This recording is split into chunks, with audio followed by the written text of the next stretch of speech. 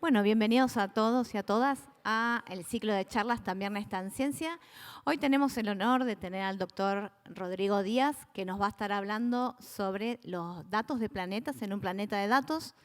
Rodrigo es doctor en física, investigador del CONICET. Actualmente trabaja en el Instituto Internacional de Ciencia Aplicada, de Estudios Aplicados, en la Universidad Nacional de San Martín, donde es profesor adjunto, y también desde este año es el director de la nueva carrera de licenciatura en Ciencia de Datos en la UNSAM.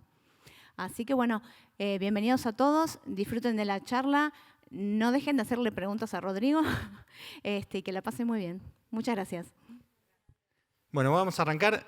Como ya saben, como dice ahí, vamos a hablar de exoplanetas, que es mi campo de investigación, pero en particular su relación con los datos, y eso nos va a permitir hacer un camino desde la astrofísica, o sea, desde el estudio de objetos que están fuera de la Tierra, en el cielo, en el espacio, a cosas que pasan muy cerca nuestro, ¿no? Que son los datos que estamos todo el tiempo generando, produciendo y que se están usando. Para eso espero que hayan venido con un poquito de hambre. Tenemos una comida de 3 platos. La primera es, la entrada es un destilado de información de exoplanetas, o sea, les voy a dar información de exoplanetas, pero destilada, en una reducción de datos astronómicos, cocido en abundante trabajo de una comunidad internacional a lo largo de más de 25 años. Es decir, les voy a hacer un condensadito de más de 25 años de trabajo de centenas de personas. ¿Está bien? Ese es el primer plato. Después nos vamos a levantar de la mesa y vamos a ir a la cocina para ver un poquito qué es lo que pasa detrás de ese destilado.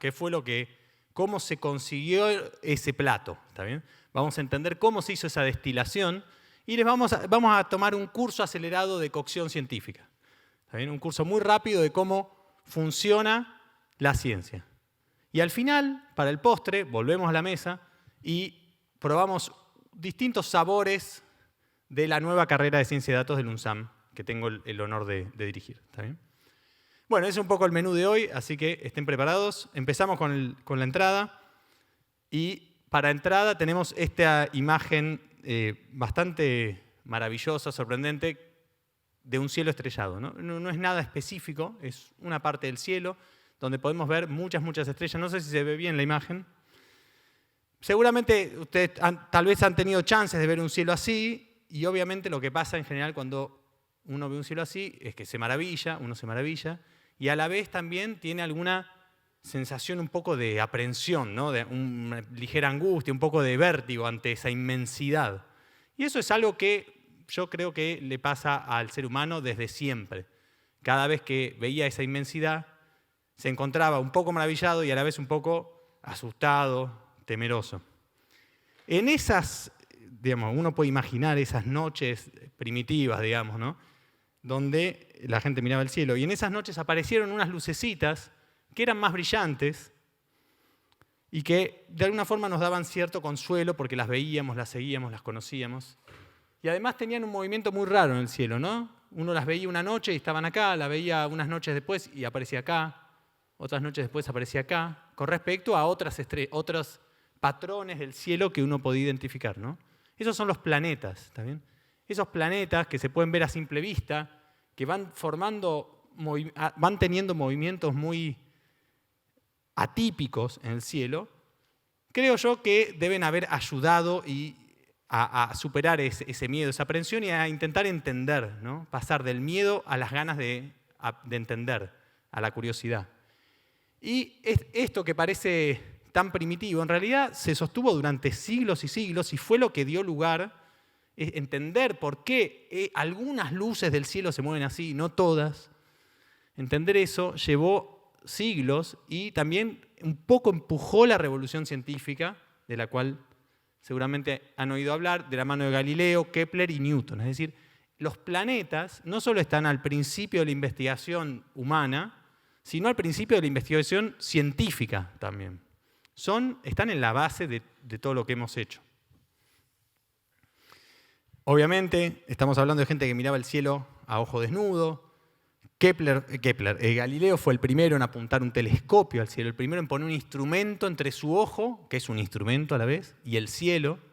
Y hoy en día hemos avanzado y hoy el último telescopio que tenemos es este bicho enorme que tiene el tamaño de una cancha, acá no parece medio pavote, pero tiene el tamaño de una cancha de tenis, eso. Esto mide 6 metros, o sea, esto mide, no sé, más o menos, será como este escenario, tal vez un poquito menos. Y está allá arriba, está en el cielo mirando hacia afuera. ¿Está bien? Es nuestro último, no sé si decirlo, chiche, pero sí, está bien, que nos está abriendo también los ojos a nuevos aspectos del espacio. Pero en todo ese camino los planetas están ahí. Y este telescopio, yo les voy a contar un poquito hoy, también está pensado para detectar planetas. Bien, ahora en este cielo uno ve un montón de lucecitas. Esas lucecitas, hoy lo sabemos con certeza, son objetos que se parecen al Sol, se parecen a nuestra estrella. Son otras estrellas, pero se parecen a nuestra estrella. Y obviamente la pregunta que durante muchos siglos también apareció, desde muchos siglos antes de Cristo, es, bueno, si esos puntitos son de estrellas como el Sol, ¿por qué no pueden tener planetas como tiene el Sol? ¿Por qué no pueden tener un objeto como Júpiter, como Saturno, como Venus, como Marte? ¿Por qué no como la Tierra? ¿Por qué no pueden existir esos objetos también alrededor de otras estrellas? Y esa pregunta se empezó a responder en 1995 recién, o sea, poquito más de 25 años, gracias al descubrimiento del primer planeta en torno a uno de esos puntitos. Fue la primera vez que logramos detectar un objeto parecido a algo que había en el sistema solar, pero en torno a otra estrella. Pero no era tan parecido finalmente porque está muy cerca de su estrella. Bueno, y a partir de entonces, 1995, aparece el primero. A partir de entonces, el número de planetas que conocemos fue aumentando muy rápidamente. En este gráfico tenemos el año, acá en el eje X, y acá tenemos la cantidad de planetas que conocemos. Pero fíjense que esta es una escala medio rara, que tal vez no conozcan, que se llama escala logarítmica. Entonces acá tenemos, por ejemplo, acá tenemos 1, 10 a la 0, y acá tenemos 10 a la 1. Pero acá no tenemos 20, acá tenemos 100. ¿Está bien? Y acá no tenemos 30, tenemos 1000. Entonces cada vez que nos movemos de acá a acá y de acá a acá, multiplicamos por 10 el número de planetas conocidos. ¿Está bien? O sea, cada vez que una barrita pasa de acá a acá, es que multiplicamos por 10 el número de planetas conocidos. Fíjense cómo esto aumenta y hoy tenemos más de 5.000 planetas conocidos. Acá están diferenciados por el método con el que se detectaron, pero eso no es muy importante. Lo importante es que hoy conocemos un montón de objetos fuera del sistema solar que tienen características de planetas. El primero, les dije, fue en 1995 y su detección por 2 astrónomos suizos del Observatorio de Ginebra, donde yo tuve la suerte de pasar unos años trabajando, se llevaron el premio Nobel por eso en 2019. ¿Sí? Y su descubrimiento fue realmente sorprendente. Ese primer planeta era como Júpiter, pero en lugar de estar súper lejos de su estrella, como está Júpiter en el sistema solar, que le tarda 11 años en dar la vuelta alrededor del Sol, este planeta estaba súper cerca, mucho más cerca que Mercurio, y le daba la vuelta en 4 días al Sol. ¿Sí? Y eso cambió un poco todo lo que se sabía de los sistemas y de cómo se formaban y cómo evolucionaban. Y fue la primera de una larga lista de sorpresas. Ciertamente no fue la última, aparecieron un montón de cosas, pero me quiero concentrar en 3 cosas, 3 hitos o 4. La primera es el primer planeta en tránsito, que significa que acá aparece el primer objeto naranjita, ¿no? Es un objeto para el cual podemos medir otras características, aparte de cuán masivo es, cuánta masa, cuánto pesa, también podemos saber cuál es su tamaño. Y eso permitió abrir un montón de puertas para entender el interior de esos planetas. Pocos años después, usando estos objetos que se detectaban en tránsito, no voy a entrar mucho en detalle de cómo se detectan, se pudo detectar la primera atmósfera en torno a un planeta. Es decir, no solo detectar que ahí hay un planeta, sino empezar a entenderlo un poco más, entenderlo como si fuera como entendemos los planetas del sistema solar, entender su atmósfera, su composición. Y poquitos años después aparece la primera supertierra, que ahora voy a discutir qué es, pero son como planetas como la Tierra, pero bastante más grandes y más masivos, más pesados, en lo que se llama la zona habitable, que es la región, la distancia a la estrella en la cual el planeta puede al menos en principio, no sabemos si lo tiene efectivamente, pero tiene la posibilidad de tener agua líquida.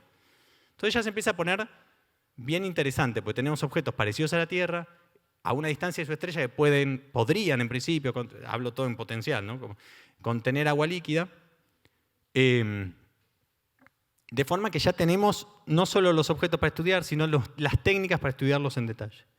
Desde 2009 y 2010, con el lanzamiento de una misión de la NASA que se llamó, porque ya no funciona más, Kepler, el número de planetas en tránsito explota, y fíjense, la barrita naranja, rápidamente pasa la barrita azul, y hoy tenemos un montón de objetos conocidos y por estudiar.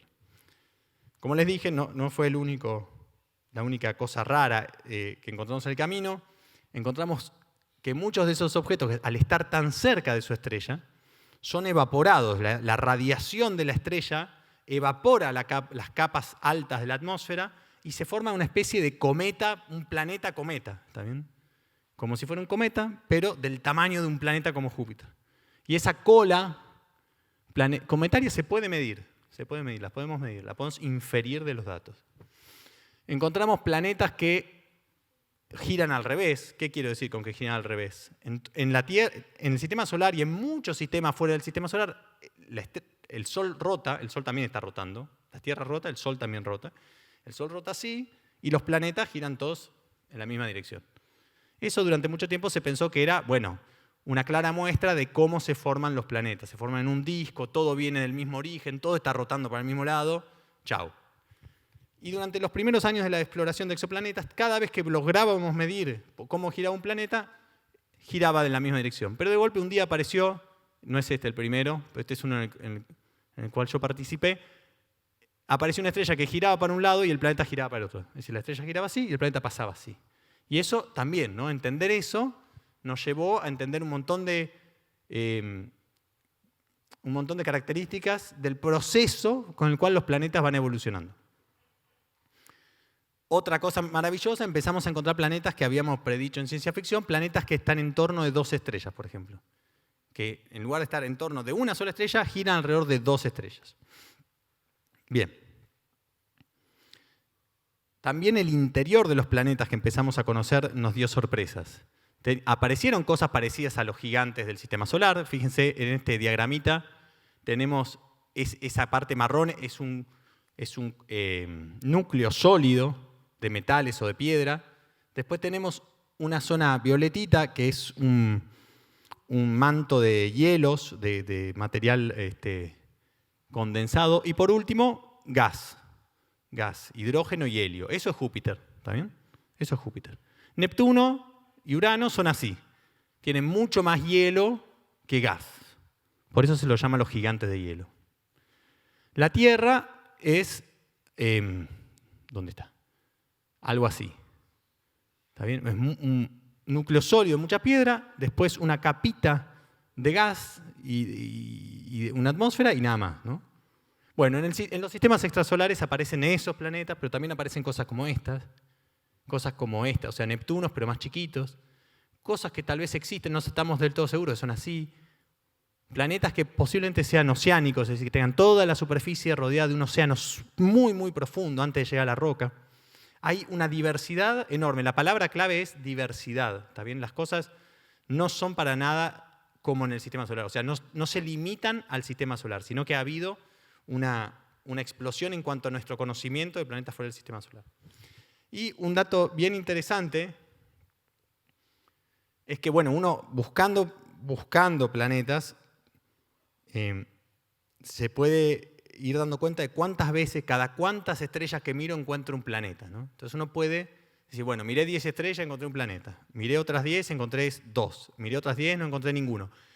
Y después puede decir, bueno, a ver, entonces, ¿qué significa esto de los planetas que existen? No los que encontré, sino de los que existen, de los que hay realmente. Si yo sé la sensibilidad de mis técnicas y demás, puedo inferir, puedo darle vuelta a la maquinaria y encontrar cuántos planetas hay. ¿Está bien? Y lo que en particular les muestro acá es un resultado que nos dice cuántos planetas habitables, o sea, en la zona de habitabilidad, existen en torno de un tipo de estrella particular, que son las estrellas M, no importa. Y el resultado es que más o menos el 40% de esas estrellas aunque el número está un poco, todavía hay que precisarlo, y la razón de eso es que es difícil encontrar estos planetas, la verdad es esa, no conocemos tantísimos, de estos en particular. El número está entre más o menos un 20 y un 40%, o sea que entre un 20 y un 40% de las estrellas que vemos en el cielo, no las que vemos otras, pero no importa, tienen un planeta parecido a la Tierra en la zona de habitabilidad. Ese es un resultado bastante impresionante, es decir, que son comunes los planetas, y cuantos más chiquitos son, eso se ve acá, pero no importa, cuantos más chiquitos son, más parecidos a la Tierra son, más comunes son. O sea, la naturaleza encuentra más fácil formar planetas como la Tierra que formar planetas como Júpiter. No es del todo sorprendente. Júpiter es un gigantesco monstruo. ¿Está bien? Algo parecido pasa con las estrellas. ¿Está bien? Es más fácil formar estrellas chiquitas que formar estrellas masivas. Bien. O sea, tenemos un montón de estrellas, un montón de planetas, perdón. Una fracción de ellos son parecidos a la Tierra. Sabemos que esos planetas son muy comunes. Lo que nos falta es encontrar planetas que podamos estudiar en mayor detalle. Hasta ahora todos esos planetas que veníamos descubriendo no eran tan fáciles de detectar, de estudiar posteriormente. Pero desde 2018 hay otra misión de NASA que se llama TESS, que está haciendo una búsqueda de planetas en todo el cielo. Y al ser en todo el cielo está encontrando planetas en torno a estrellas brillantes. Y cuando son brillantes las estrellas es porque están cerca en general. Y nos permite hacer un montón de estudios complementarios. Nos permite no solo encontrar el planeta y decir, sí, está acá, tiene estas características, sino también poder ir a estudiar la atmósfera, por ejemplo. Que hasta ahora solo se podía hacer en planetas muy grandotes. Ahora, gracias a TESS, lo vamos a poder hacer también en estrellas muy chiquitas, en planetas muy chiquitos. Entonces acá tenemos un gráfico donde cada circulito es un planeta. ¿Está bien? El tamaño del planeta, el tamaño del circulito tiene que ver con cuán grande es el planeta, y cuanto más grande no cuán grande es con respecto a su estrella, ¿está bien? Y cuanto más grande ese circulito significa más fácil de estudiar. Y acá tenemos el radio, es decir, el radio del planeta. Entonces fíjense, acá está un radio de la Tierra, 2 radios de la Tierra, o sea, por acá tenemos objetos que tienen el tamaño de la Tierra. Y acá está la distancia a nosotros en parsecs, de nuevo en escala logarítmica. Hasta TESS lo que conocíamos eran los circulitos grises, ¿está bien? O sea, objetos, fíjense, muy alejados de nosotros y en general, salvo algunas excepciones como acá TRAPPIST-1 y otros, en general circulitos muy chiquititos, o sea, muy, muy difíciles de estudiar. TESS nos está abriendo el juego a esta parte de acá. Planetas como la Tierra con circulitos grandes, fáciles de estudiar. ¿Está bien? Y uno puede poner, este gráfico también lo puede hacer en otra dirección, y acá lo que tenemos es el radio de la Tierra, y acá lo que tenemos es cuánta luz recibe, cuánta radiación recibe con respecto a lo que recibe la Tierra. De nuevo en escala logarítmica, es decir, acá es la luz que recibe la Tierra. Acá es 10 veces la luz que recibe la Tierra. 100 veces, 1000 veces, 10.000 veces. ¿Está bien? Entonces vemos que hay varios de esos circulitos grandes que están en esta región, o sea, que reciben de su estrella el mismo tipo de radiación, la misma cantidad de radiación que recibe la Tierra del Sol. Es decir, que están en la zona de habitabilidad. Bien, entonces estos son objetos clave que se están descubriendo desde 2018 ahora, ¿está bien? O sea, tienen 4 añitos de detección. Y desde hace menos de un año tenemos la instrumentación para medirles las atmósferas. Es la instrumentación que carga este monstruo del cual les hablaba hace un ratito. Para que se hagan una comparación, ustedes tal vez conocen el Hubble, miren el tamaño del telescopio, del espejo del Hubble, este es el tamaño del James Webb. ¿Está bien? Bueno, ¿y cómo vamos a hacer eso? Bueno, lo vamos a hacer a través del estudio del espectro. Voy a pasar esto un poquito rápido. ¿Está bien? El espectro visible no es el que nos interesa. Ustedes saben que el espectro visible es un cachito nada más de toda la luz que envía una estrella. Bueno, nos vamos a ir al infrarrojo, donde ahí aparecen algunas señales que nos permiten definir si ese planeta tiene o no, por ejemplo, agua, ozono, metano. Algunas moléculas que están en la atmósfera y que son claves, por ejemplo, para la existencia de vida. Y eso ya está ocurriendo. ¿Está bien? Acá tenemos, estos son datos de verdad de un planeta más bien gigante, más bien tipo Júpiter, pero detectado y hechos con James Webb. Y lo que pueden ver acá, más allá de esos puntos blancos que son los verdaderos datos, es esa curva azul que es el mejor modelo, que claramente muestra que en ese planeta gigante hay agua. Ven estos dos piquitos acá que hablan del agua, estos que están acá. Realmente, James Webb está dando datos de la calidad que esperábamos, que nos van a permitir llevar estos estudios, que acá hay una detección clarísima, a objetos más pequeños. ¿Está bien? Eso está ocurriendo. Acá tenemos una curva, no importa, de un tránsito. Tenemos los datos originales de James Webb y otro ejemplo. Para mostrarles que estamos en una situación en la que estamos en la puerta realmente, ahora con el instrumento volando y todo listo, de poder hacer estudios de atmósferas de planetas chiquitos. No les puedo mostrar eso todavía porque no existe, pero les puedo mostrar lo que esperamos ver.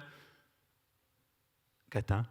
Esto es una simulación, esto es lo que esperamos ver si observamos con James Webb a uno de los planetas que tenía el círculo más grande, uno de los más fáciles de estudiar, TRAPPIST-1e.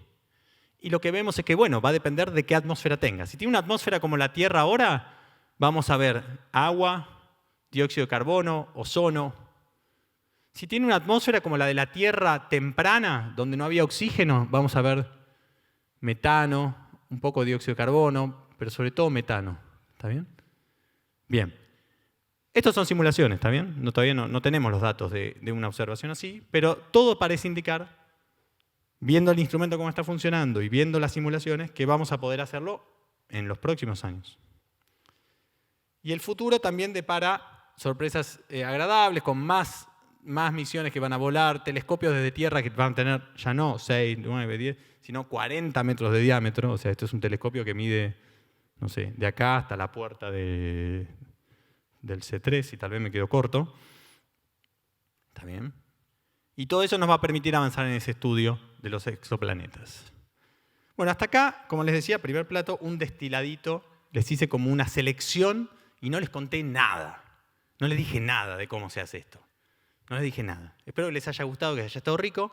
Ahora los invito a entrar a la cocina, donde nos vamos a poner un poco a ver qué pasa detrás. ¿Qué pasa detrás de todo eso? Bueno, la verdad es que hay muchísimas dificultades. ¿Está bien? La primera dificultad está en que no es fácil encontrar planetas como la Tierra. Fíjense, este es un gráfico donde tenemos la masa, cada punto es un planeta, y acá tenemos la masa del planeta en función de su órbita. Y vemos que acá donde está la Tierra no hay muchos puntos. Esto está bastante vacío. Vemos un montón de otras cosas, vemos las supertierras, pero vemos que esto cuesta.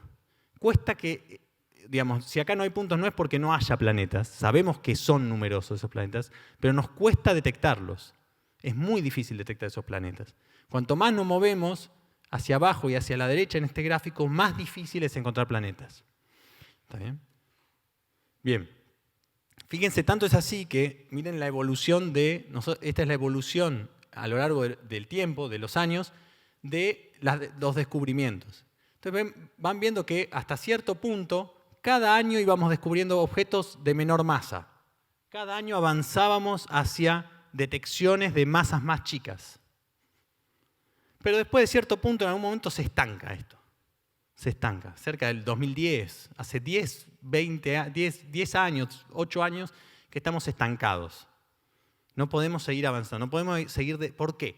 Bueno, estos son mejoras instrumentales, mejoras en las técnicas, mejoras, hasta que uno se encuentra con un piso o un techo, que es la estrella misma. La estrella en sí, esta es una imagen del Sol, es un video del Sol, no es un objetito quieto, tranquilo, del cual podemos ir a extraer información como quien va, qué sé yo, a comprar chocolatines al kiosco, ¿está bien? Tiene un montón de otras señales, nos está dando un montón de otras señales. Y las señales que ven acá, que son solo de la estrella, son comparables en tamaño, en amplitud, con las señales que esperamos de un planeta como la Tierra. Entonces estamos en un brete, estamos en una situación donde tenemos otro objeto que tenemos que estudiar para poder estudiar los planetas. Tenemos que entender bien a las estrellas para entender a los planetas. Hay muchísimas, no quiero entrar en detalle, pero hay muchísimos fenómenos que son de la estrella que nos afectan la posibilidad de detectar planetas. La granulación, su periodo de rotación, que nos generan unas señales también cuando aparece una mancha, la estrella tiene manchas, tiene un montón de cosas, los ciclos de actividad, etcétera, etcétera.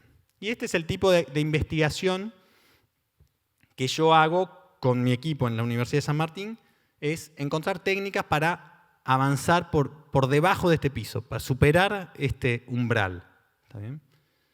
Esas técnicas incluyen técnicas matemáticas, técnicas de estadística, técnicas de inteligencia artificial, todo eso. ¿Está bien? O sea, para seguir avanzando en astronomía, nos tuvimos que poner a estudiar matemática, estadística y aprender técnicas de inteligencia artificial. ¿Está bien? Esa es la investigación que hacemos ahora. Parece contrario, ¿no? Bueno, entonces ahora déjenme contarles un poquito. Yo les hablé de... ¿Hay profes que den química o algo así por acá? Esto es un sistema de destilación. ¿Alguien vieron esto en un momento? ¿No? Es un sistema de destilación. Es decir, ¿cómo hacemos para extraer de algo que tiene varias componentes una componente? ¿Está bien? Entonces acá está un diagramita. Entonces tenemos este balón donde están las cosas mezcladas, que podríamos decir que es la naturaleza. Acá está todo. Está la estrella, los planetas, los instrumentos, está todo. Tenemos unos instrumentos que calientan esto, generan algo que va saliendo por acá, que son los datos. Esos datos pasan por una serpentina acá, enfriamos los datos y nos va devolviendo lo que queremos. ¿Qué es lo que hace enfriar eso? Lo que les decía, matemática, estadística, computación, inteligencia artificial. Son las técnicas que usamos para destilar de los datos información. Información. ¿Está bien? Ese es un poco el esquema de lo que hacemos. Obviamente esto es un chiste, intento hacer. En todo caso, es una especie de analogía.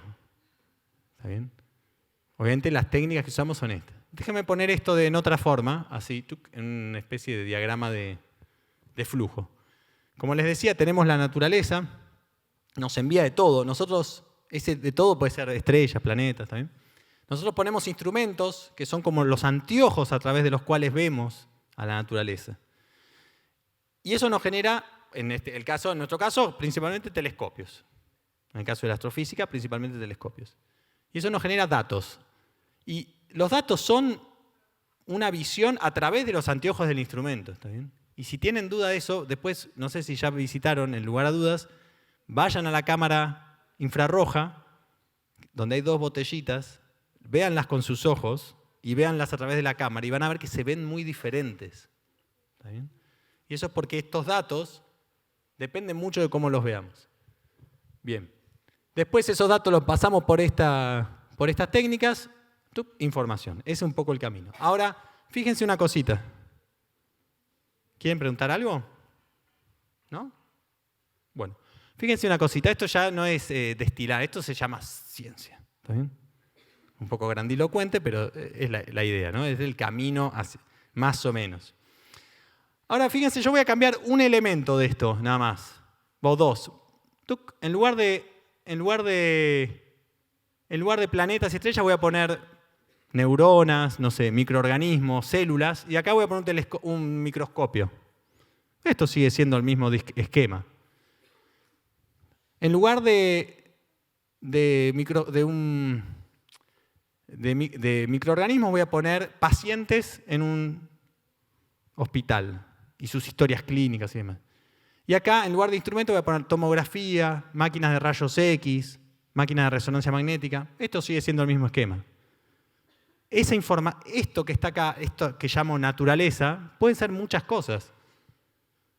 Puedo poner, no sé, el mercado cambiario, la economía, y acá algún instrumento que mida datos de eso, por ejemplo el INDEC. Y esto sigue siendo el mismo esquema.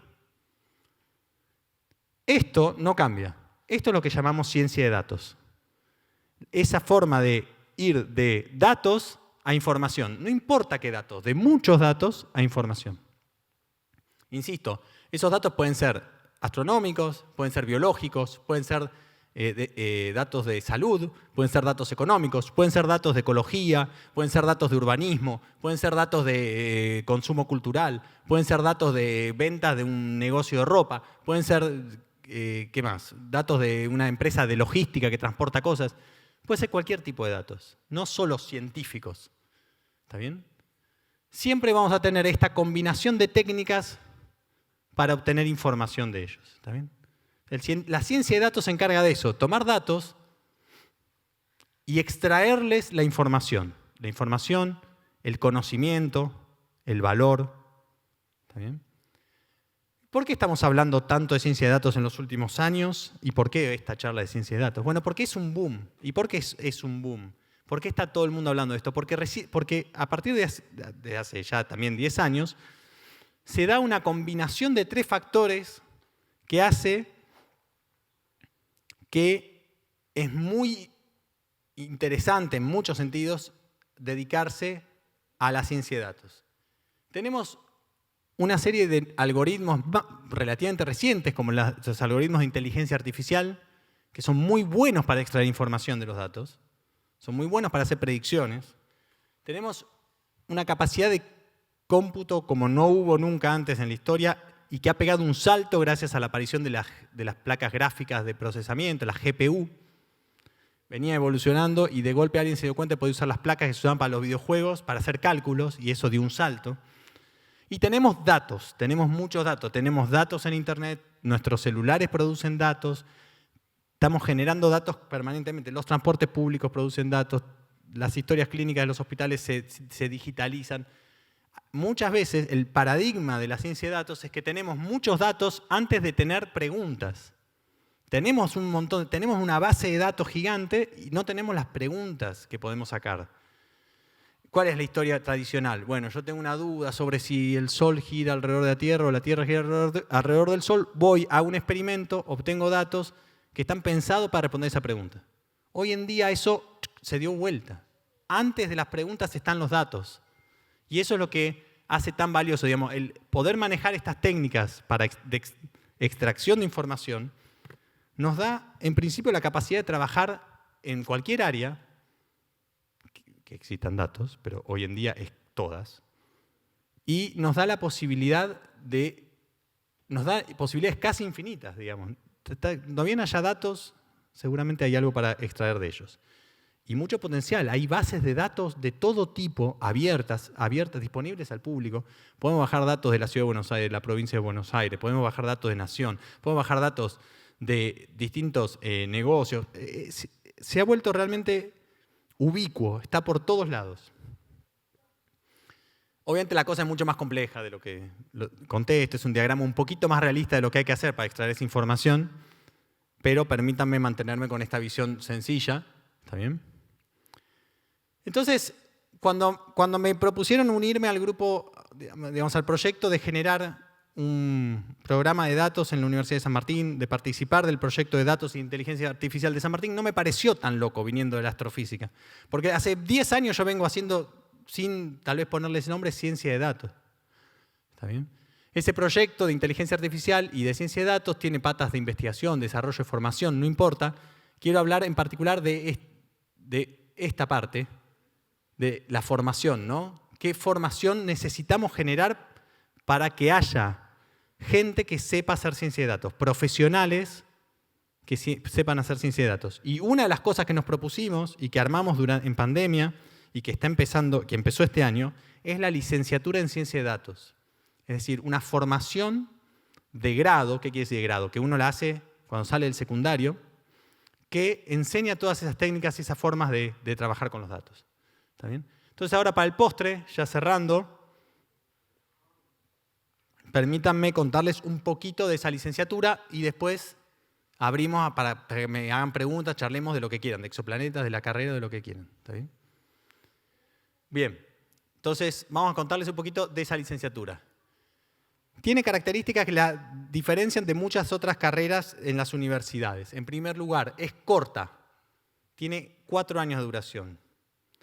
Y también tiene cierta flexibilidad, tiene varias horas virtuales, más del 40% de las horas se cursan de forma virtual, sobre todo en la segunda mitad de la carrera.